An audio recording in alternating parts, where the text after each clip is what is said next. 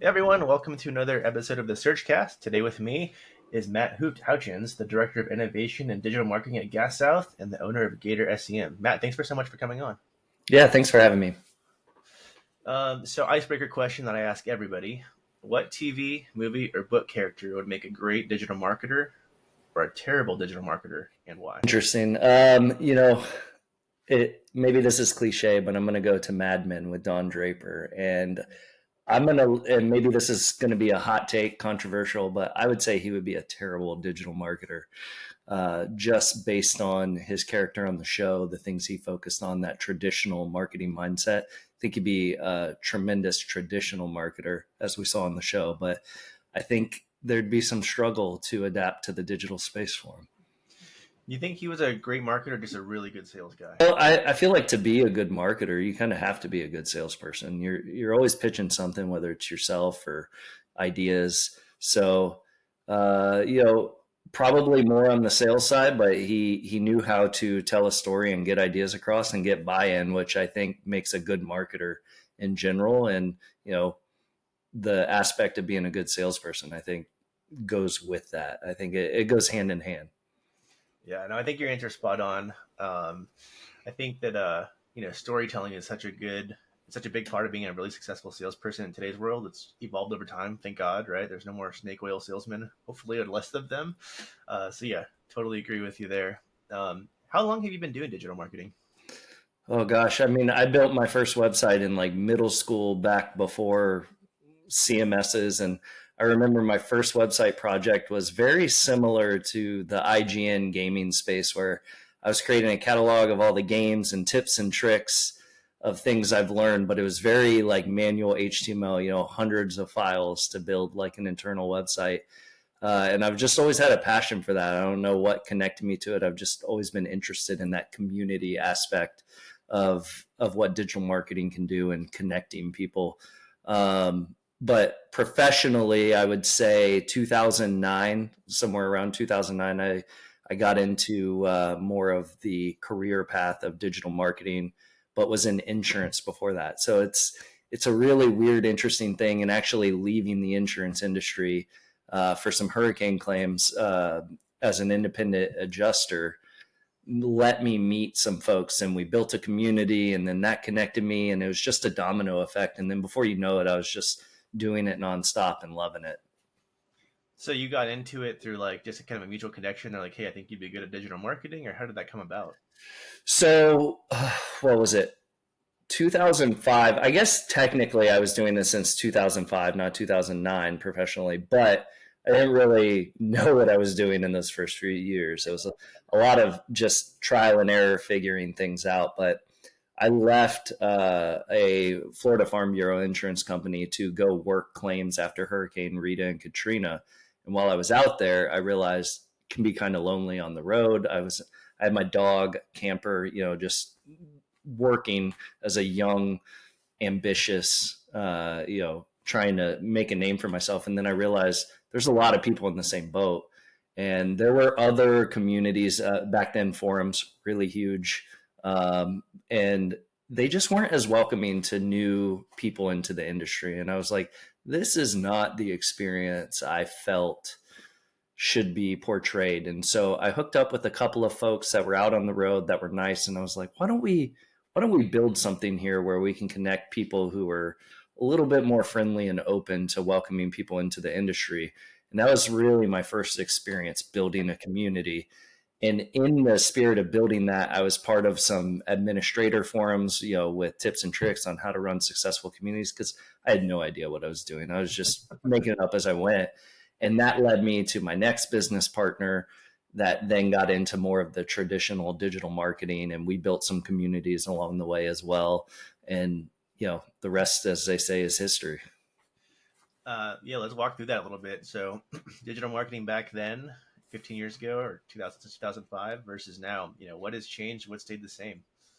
I mean, a lot's changed, right? Like things change at a rapid pace. Right before then, right, I'm going to date myself probably, but right when I graduated high school, this thing called Facebook was going around, and when I was a senior in high school, I had some college friends and they were like, here, you can join. So like I think I joined at the end of '03 or really early in 2004, just, to check it out.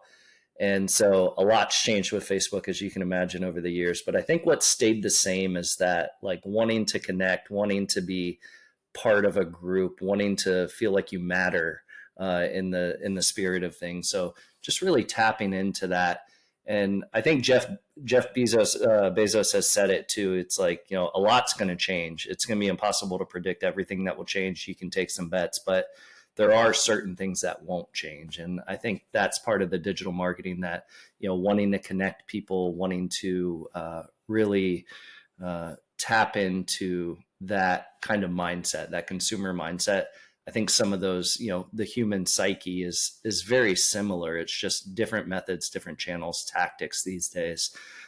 So that'll continue to evolve over time. But I think the core and commonality between all of it is just that wanting to connect and have that community, that close community that brings people together. Absolutely. And, one thing I think is really cool about all the different conferences that we have available to us today is you see these people on the stage and they're like, wow, they're so smart, right? They probably forgot more about paid search, social, SEO, design, UX, CRO, whatever it might be, that I'll ever learn. But then if you go approach them after, they're like super nice, super down to talk, and they want to grow their own internal communities for their brand, just the spaces in general. So you're right. I think that hasn't changed, and that's like the plus. Is just all the external factors that we play with day to day has changed, has evolved a lot, right? So when I looked at your LinkedIn bio, you have experience, user experience in there, digital experience, transformation. That wasn't really a thing back in prior to what, 2014, 2013. So that's that's a revolution in the last decade, and that impacts all the different channels, right? Let's talk about that a little bit.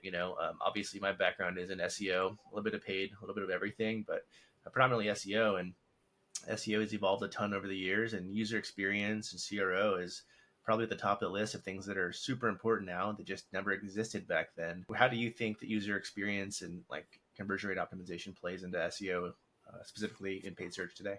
Yeah, I mean, digital transformation, it's a new buzzword, but it's been happening for decades, right? Since the dot-com boom and dot-com bust as well. But those are the things that it's been going on. We just have a fancy label, I think, is how we put on it. But at the end of the day, digital transformation is about the people, not the technology. And so that's where digital marketing really shines, is connecting those people. You mentioned UX. I've been a big proponent that SEO and UX go hand in hand for years.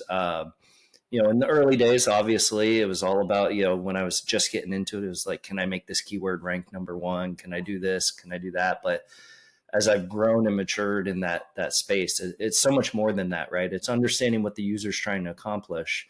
And if you can help them accomplish that, focusing on that. And if you can't, why are you trying to rank for something that you can't help them with? Or understanding that at the end of the day, SEO is to drive business value and business impact. It's not about being, if you're number one on Google for a term that gets 100,000 searches, that's fantastic. But if it's not driving revenue or it's not driving business impact, does it really even matter? Like, is that really important? Or would you rather be number one for a keyword that has 1,000 searches, but you have the best experience around that and you really understand the user intent behind that and you focus on that experience? That's a much bigger win in the long run than just being number one on a bunch of terms. And we can get into this. I've seen like the Forbes parasite stuff happening in real time and like watching it fall off and then Reddit rising. It's just very interesting dynamic how it changes. And in the long run, Google is doing what they know for the user to give them the best experience. So if you're not doing the same, you're going to find yourself at a disadvantage. And we can talk about I think people often think SEO, oh, that's Google. But there's so much, like my wife will use TikTok constantly to look at a restaurant, to get the vibe, get the experience, get the atmosphere. That's a search optimization there to have, whether it's influencers or other marketing, that integrated marketing channels all together to provide that ultimate experience. It's so much more than search engine these days. You know, it's YouTube, it's Amazon, it's Facebook. There's so much out there that if you put yourself in just that one specific site, in the long run, you're going to get beat by folks who are focusing on the omni-channel experience, whether it's search or some other platforms. But user experience is such a big one that I think young SEOs miss the mark. They're just like worried about rankings and what that's doing, but not looking at the impact that being at the top for that term actually does for the business. Yeah, I love I love the way you put that. You know, TikTok has exploded. You know, it's one of the top search engines, whether you want to call it labeled that or not. But if you think about what a search engine is, it's just a place where people gather information to make an informed decision, right? So yeah, TikTok is great. You mentioned the experience aspect, and we know that Google ran off of EAT for many years, and then 2022 they rolled out EEAT, adding experience in there. And you also touched on Parasite SEO and Reddit specifically, and that's super interesting too. Because when you look at Gemini, you look at the advancements that Google is trying to push out. They're almost weighting user experience so heavily that they're ignoring massive red flags. And I know they've got a lot of flack about that in recent months, but they have a lot of misinformation because they're waiting so many user signals, say on Reddit, for example, or even LinkedIn, the top search badges, right? People have like these crazy answers in there, but just because it gets a lot of upvotes, they're like, Google's like, this is the right answer. So it'll be very interesting to see, them kind of recorrect that or recalibrate that into, well, obviously it's going to be heavily AI, but they're going to actually have a lot more manual intervention in there to like, it's kind of like what we do. You have to QA everything you do before you post it live. So it'll be very interesting to see how that plays out over time for sure. Well, I think too, you mentioned like these top voice badges on LinkedIn. And it's really funny because depending on the question, I have a good time with those. And so sometimes it's very serious, sometimes it's very sarcastic, but you could get a top voice and provide nonsense answers. And, I think Google recently shut down some of their actual user authority centers that were going through and ranking stuff with the manual thing, converting over to that machine learning and AI aspect. And so it's going to be a bumpy ride, but I think it would be pretty hard for Google to not figure it out at the end of the day before. And you see it already with the AI overviews. They rolled it back. They're doing things. They realize that if they deliver users wrong information, people stop trusting them. And so, but that was the same before AI overviews and all these changes. But the biggest difference now is there's a lot more players. AI is like I don't know if you've seen that meme about every conference where it's like, it's just AI, AI, AI, AI, AI. I went to Inbound, I think it was last year, and it was just nonstop AI. And I feel like we're at that peak where it's just gonna like, we're gonna fall down into that trough of enlightenment, and then we'll get back to some normalcy around, how much hype there is. And I'm a big proponent of AI. I think it's helpful, but I do think it was just like too much overhype, and there's certainly a place for it. And I think finding that balance in what works, like how to drive that efficiency. But at the end of the day, we're humans. We want things that help us, and so AI is a way to lower those costs for companies like Google. But there's got to be a balance, or somebody's going to come along and figure out a way to win some of that.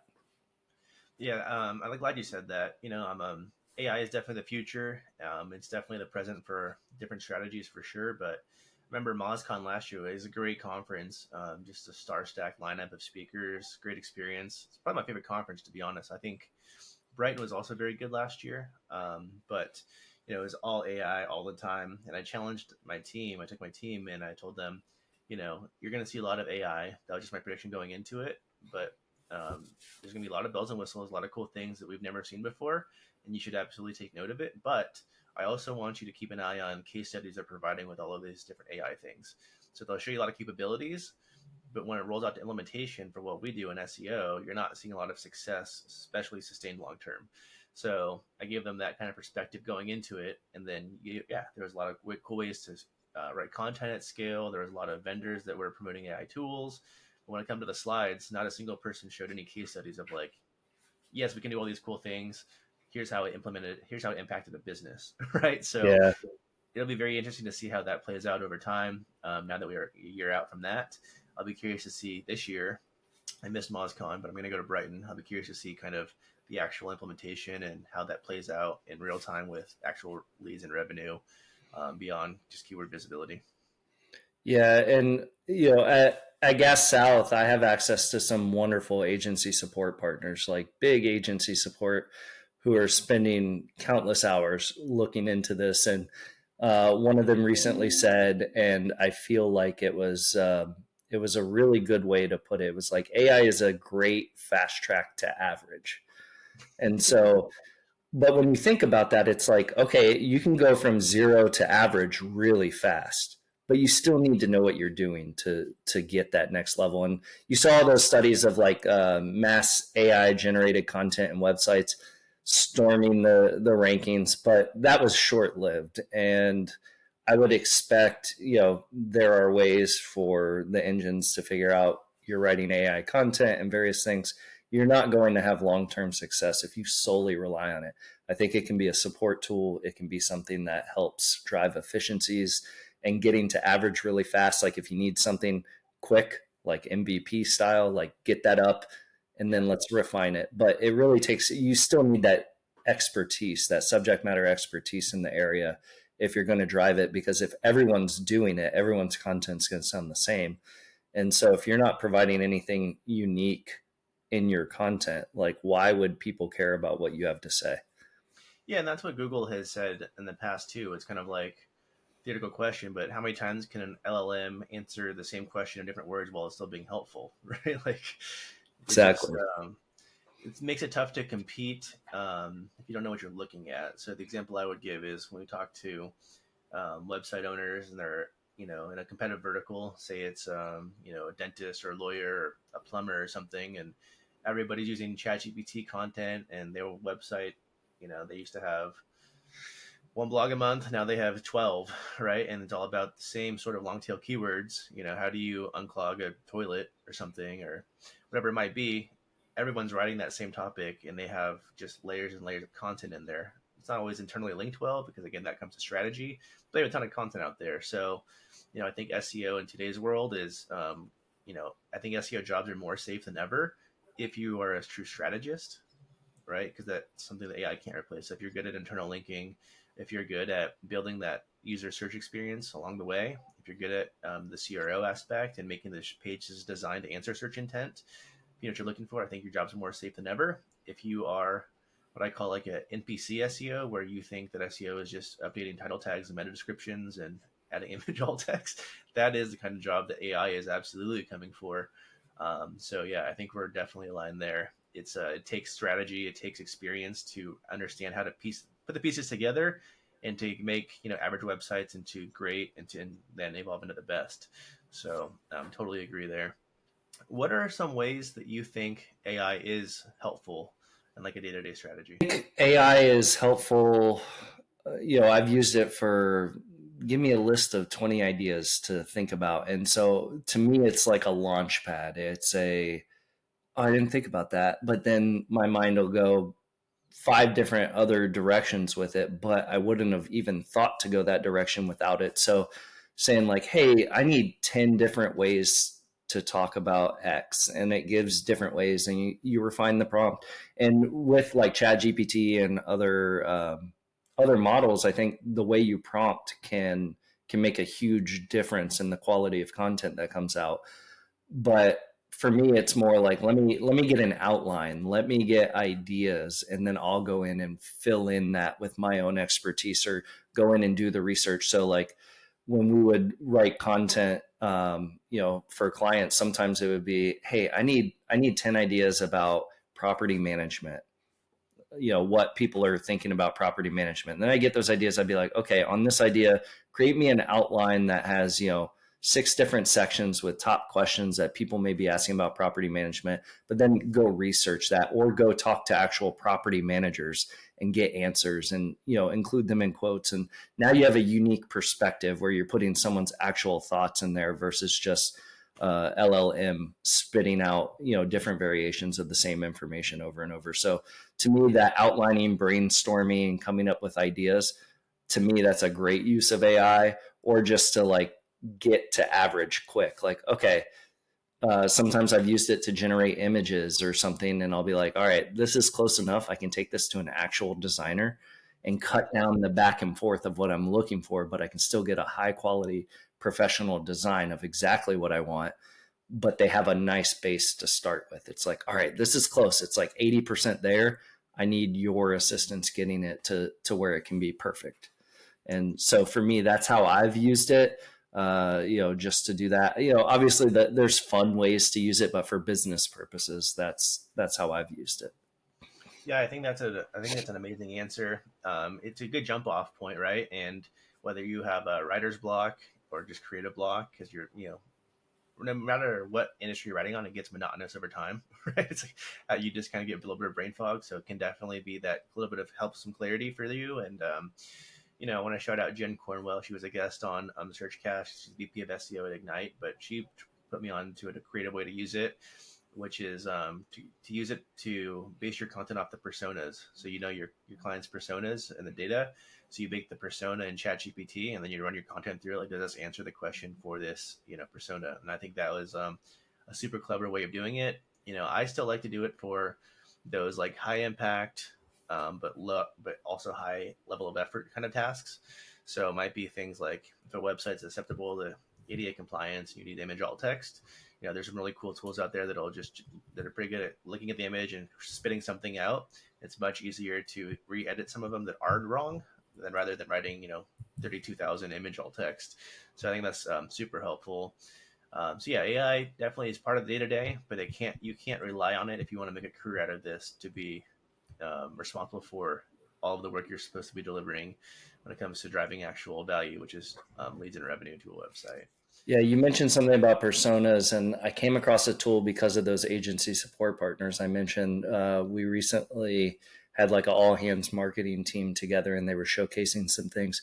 Can't remember the name of it off the top of my head, but it was a couple guys from the LinkedIn B2B Institute, and I believe they were the creators behind it. But it's synthetic AI, and it's the idea where you can leverage your own first party data set of what you know about your customers to then basically have focus groups with AI avatars of your customers, asking them their thoughts about things. And so the question then becomes, can you trust the data to make serious decisions, or can you use it to move forward? But something where there's tons of information out there, like if it's an industry where there's a lot of research already done, you probably could use it to talk through and bounce ideas to kind of get a good go-to-market strategy for maybe a new product or something like that.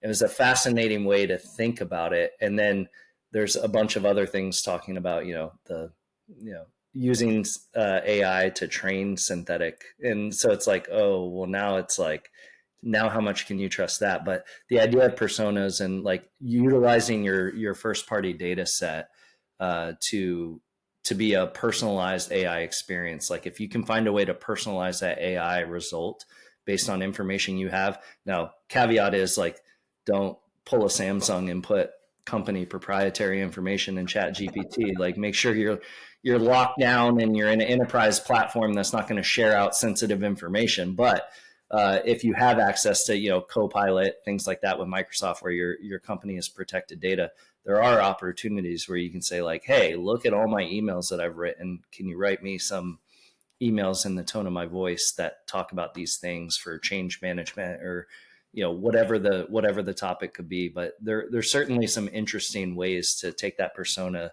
and use it a little bit further. But yes, please be very careful putting proprietary information in public systems. Don't do it without your IT or leadership okay if you're at a big company, because you may find yourself in trouble. Get sign off from legal too, because Yeah. legal and compliance, right? Yeah. Yeah, we live in the same boat there for sure. There's been quite a few company memos saying like, hey, do not use ChatGPT for spreadsheets and data analysis, anything that's proprietary to us. So I think the image one is super clever. At least gives you a framework so you can send it to your creative team and say this is kind of what I'm going for. But you need to make it a person without seven fingers, please. And just two eyeballs would be great. You Um, know, I recently, to get more familiar with Shopify. This is how my brain works. To get more familiar with something, I will start up a small like business idea so I can get my hands on it, and like that's the way I learn. I need to experience it. So we started a t-shirt company to just. I want to learn Shopify. I've always wanted to have a shirt company. It's all on demand drop ship, like no yeah, overhead. So it's like a really low cost like hobby at this point. But I wanted to learn a new email platform. I wanted to learn Shopify, and I wanted to see how it integrates with ad platforms. So that way, if I ever had a client who used Shopify, I'm not learning on their account. I have a basis of understanding. And so like the image thing, that's what we started doing, is like we would try to describe our idea, get it close enough, and then go to a designer and be like, okay, we need a high res version of this that we own, that's unique. And you can put your touches on it, but this is pretty close to what we want. And so like that's been a really fun, I feel like finding those fun hobbies that re-energize yourself in the digital marketing space is very important. To make yourself stay excited. I work in an industry that is, you talk about writer's block or how much can you write? Like, I have worked in the natural gas industry for 17 years. It's natural gas. Like it's not exciting. You don't get excited when you think about your utility bill, when you think about turning on your light or turning on your stove. You're not thanking your utility company like when you're doing that. It's just like it's a very low interest category. And so it's like, how do you bring excitement to that? And so for me, finding those hobbies where I can then adapt and say, well, this is how I did this here. What are ways that I could transform that and use that in this industry? And maybe there's a way, maybe there's not. Not all ideas have to be transferable from industry to industry, but just the experience of playing with those things can then be like, oh, well, actually, this experience in Shopify for a checkout, maybe there's fun ways we could adapt that for enrolling for utility service. Those are the types of things that excite me, like how to bring stuff that's outside the box to a very, what some would call, boring industry. well, I think it's also super important that you just have as many arrows in your quiver as possible, especially in your role. Since, like you said, you manage quite a few different agency partners. There's always people that are trying to get in the door, right, to become a client, or for you to become a client. And it's good for you to be able to have a well-rounded tool belt. So when they're saying something, you're like, that's BS. That I know Yeah, for a fact that that's you not gotta have true. a good, yeah, you gotta have a good BS detector, right? Because Exactly. buzzwords can take over, and it's like, yeah, I hear you, but that's not really how this works for us. Like, can you try to explain it how it would be adapted? So yeah, 100%. What are some rules of thumb you have when you are looking to bring on like a new vendor? Do you have any like do you have like a process of like elimination of like, hey, I believe that this company must do these X amount of things. Where do you start? How do you start the vetting process? So, typically there has to be, usually there's a reason to do like a RFP to look at vendors. When I came over to Gas South, I haven't been to Gas South for 17 years. I worked for a company here in Gainesville called Infinite Energy since 2007. And in 2020, during the pandemic, we were acquired by Gas South. So we haven't gone through the process of putting up an RFP. Those vendors have been selected, but I can just talk through what I would consider a process to look at. Something that I think is important is understanding what you're looking for out of a partner and being very clear. Like, no one benefits if you try to beat around the bush, or you really want something but you're afraid to ask for it. Like, they need to know, so that way, like, it's the right partnership. And so I think that transparency, like, that's one of our values just in general as a company, like having transparent conversations. And I think that's really important, because there's things that an agency can say that are red flags, but I know there's things that a client can say. Like, from my agency side, like when I'm talking with a client and they're saying like all these things, I'm like, okay, these are red flags. Like, I don't want to do business. This is not going to be worth my time based on what they're looking for. But I think, having that scorecard of what's important for you and trying to have an unbiased view, because we're all human. You see an agency win a big award or something like that with someone, and you're like, I love this work, and like you can let that influence you. So trying to take your own bias out of who you would think would be the best, and letting their presentation, letting their work showcase the best example.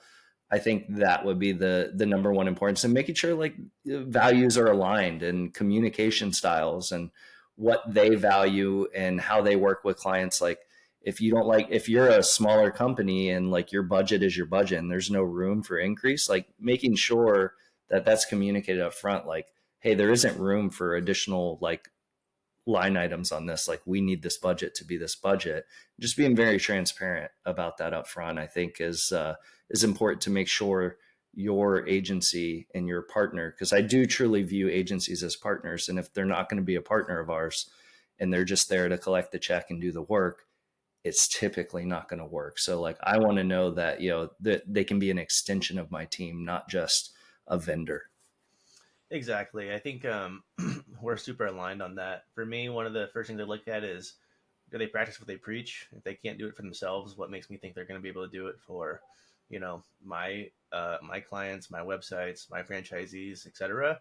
So I think that's a big part. And then the franchise space is pretty unique in itself, where there's a lot of different models in there, but a lot of them are, agency have direct contact with the franchisee.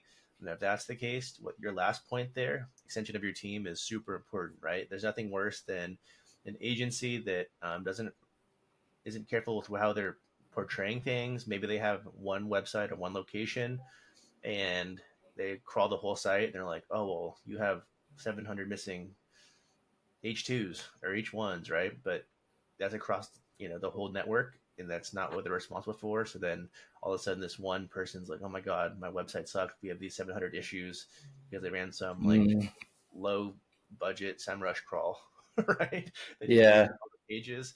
And that just creates a firestorm throughout the network, right? So, a true extension of your team wouldn't do that, right? They'd flag it to you first and say, hey, ran this crawl. Just didn't know if you were aware, or something like that. So that'd be like a real life practical example. Having experience in the industry is also very important, right? Every agency has references, but do they have experience and sustained experience in your industry?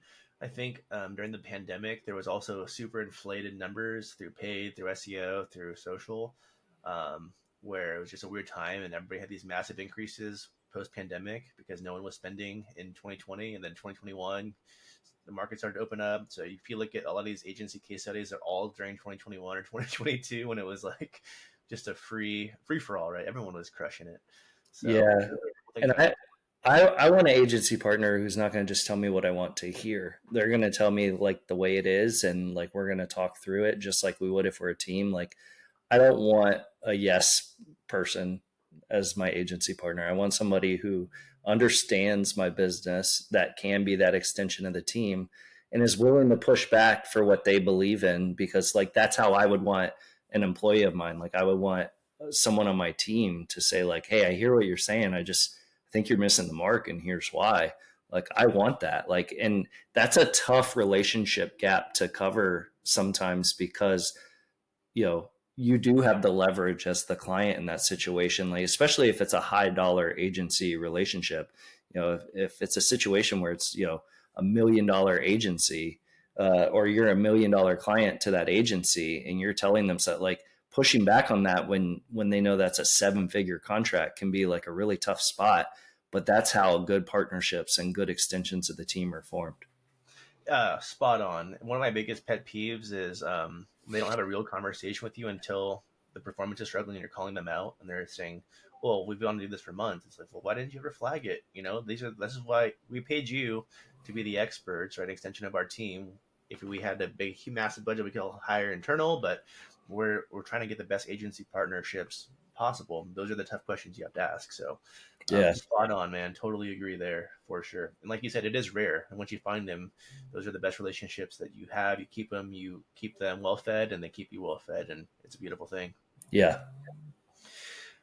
Um, as we're wrapping up here, like I do have a hard stop here. Apologies. Is there anything else that you wanted to cover? Um, I think some people think like SEO, performance marketing, like I would just like to touch on that. I think it all works together, this omni-channel approach of, you're not going to succeed if you only focus on SEO, or if you only focus on paid search, or if you only focus on social media. Every industry, every company is a little unique. Some channels work better than others for certain industries. Impulse purchases are great for social, things of that nature. So I think just having that like full media mix where you understand your clients, where they're at, understanding that audience research. I'm a big fan of Rand. I followed him from back in the day at Moz with the whiteboard. I really like what he's doing and what he talks about with, audience, like reaching your audience where they are, and also having creative with where they are that makes sense. Like you don't need to do hard sells in certain platforms, and it's not always like every unique channel doesn't have to be about the conversion. At the end of the day, all of it together should be fueling your performance, and looking at that overall media mix and understanding that not everything has to be attributed. And if you look at something like analytics is going to say it came from one of five channels, and that's not always the case. And really building up that brand volume, like it's, I like seeing in reports from Ahrefs, SEMrush, like I like seeing the brand search volume increase, because that means we're doing our job as a company. SEO is an extension of the brand. Can we improve that authority, but also just, if no one was searching category keywords and we were getting huge increases in brand search, I am 100% okay with that, because that means they're super familiar. They're more likely to convert on a branded search term than a non-branded, and just everything works together. You can't just, you can't get that tunnel vision and focus on one thing, I think is what I would end with. I couldn't agree with you anymore. I think, again, at MozCon last year, they rolled out the brand authority score metric, which was pretty cool. And I talked to Amanda Jordan, I think it was like last week, 2 weeks ago. She had a very similar prediction to you, where it's SEO in 2024 and beyond is going to be about omnichannel and brand marketing more than anything. And I think that would be where I would leave everybody on this episode is, when you look at Search Console lately, you might see might have been troubling a couple of years ago, right? But in today's world, it's just different. You're going to see a lot more impressions, and your CTR is not keeping pace. But there's a lot of reasons for that. It could be AI overlay. Just this last week, Google was testing a new feature. It's almost like a featured snippet. It's another zero-click search where they're just giving a lot of the information before you even have to click a button. So it's still a brand. You're still seeing your brand, whether you get the click through or not. I think that's all important. So I think in the future, at least temporarily, we'll see. But SEO is going to be a lot more brand awareness. Even if you're not getting the click through, check your impressions for those branded searches. To Matt's point, you might still be doing a great job. You might not have dropped positions at all. So number one, your traffic might be going down, but your impressions might be going up to all-time highs. So Yeah. that's important to notate. It's important to get your leadership teams on board, your clients on board, and just let them, to let them know, like, hey, this is still best practice, and I'm trying to try to educate you on what the future of search looks like. So totally agree, Matt. Awesome. Well, I appreciate you having me on. Enjoyed the conversation and looking forward to seeing it once it's up. Absolutely, Matt. Thank you so much. Have a great weekend. You as well.